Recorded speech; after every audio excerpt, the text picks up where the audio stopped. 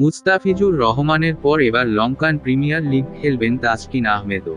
আজ ড্রাফটে ভিত্তিমূল্য $50,000 তাসকিনকে দলে ফিরিয়েছে কলম্বো স্ট্রাইকার্স।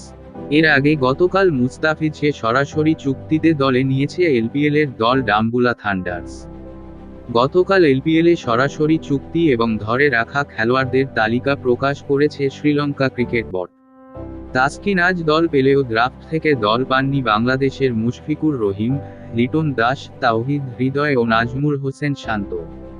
নিলামের প্রথম রাউন্ডে তাসকিনের নাম উঠলে কলম্বো তার প্রতি আগ্রহ দেখায়। অন্য কোনো দল তাসকিনের প্রতি আগ্রহ না দেখালে $50,000-এই বিক্রি হন তাসকিন। উইকেটকিপারের ক্যাটাগরিতে লিটন ও মুশফিকের প্রতি কোনো দল আগ্রহ দেখায়নি।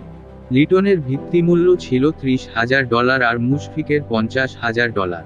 দল পাননি বাংলাদেশ অধিনায়ক নাজমুলও। তার ভিত্তিমূল্য ছিল $40,000।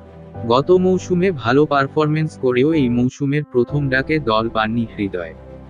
গত মৌসুমে জাফনা কিংসের হয়ে 6 ম্যাচে 38.75 গড় আর 135 স্ট্রাইক রেটে 155 রান করেন হৃদয়ের ভিত্তিমূল্যও ছিল $40,000।